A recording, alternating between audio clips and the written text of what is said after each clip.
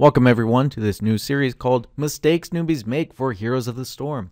Today I'm going to showcase some common misplays that newbies make while first starting out playing Heroes of the Storm.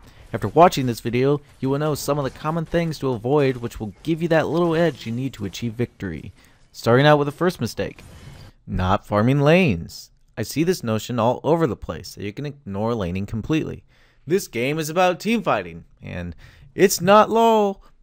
Now, it is true that the game does give you the freedom to roam much more. Things like shared experience, objectives to acquire, and a wide array of character selection gives players more choices to how they wish to attempt to win. So it just seems natural to continue sending all your players into the fights and ignoring the lanes altogether.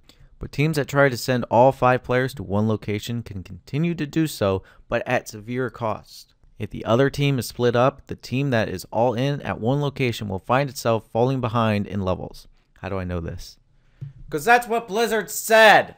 Now, by not laning, you will find your team behind in levels. And your team fights, which are important to win, will be harder if you're 2 or 3 levels down. So if you're asking yourself, gee, we are winning all the team fights, how are we still 2 levels down? It's likely because 1 or 2 of your lanes are not producing XP for your team. Number 2, not going after objectives.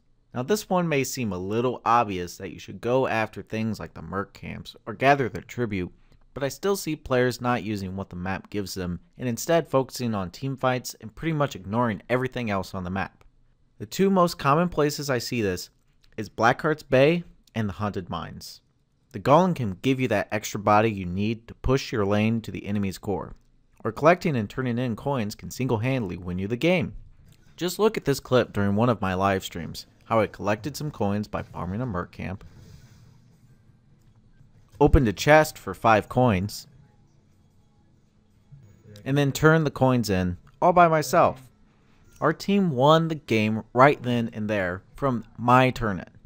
By focusing on objectives like this, you will have a better chance at winning your match.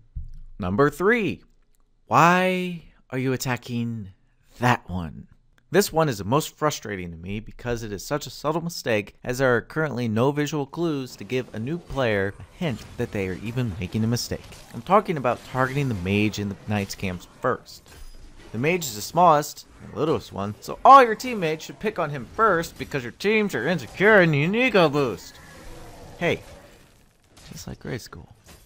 At least that's what my therapist says. Oh, and he gives life regen to his buddies or something. There needs to be some sort of visual that players can figure out that the mage is giving the other knights a bonus. Maybe it goes away after you kill the mage too. I will go ahead and give Blizzard the benefit of the doubt here since it is alpha, but currently people are targeting other knights before the mage. Number 4, friends are those you can beat up.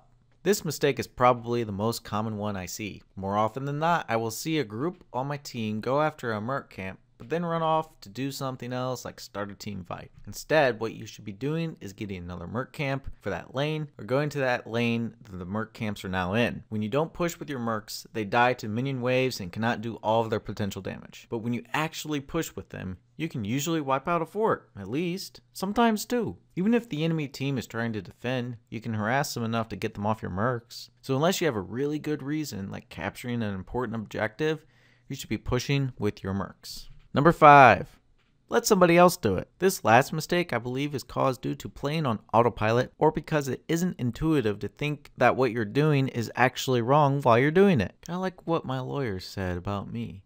I don't really know what he meant by it though. So anyhow, when your teammates are turning in enough coins so that the cannons will fire, capturing a dragon shrine, or collecting the tribute, then let them. You do not need to collect the tribute or any of the other things with them. It does not speed up the process one bit. What you should be doing is boxing out the other team from interrupting your ally.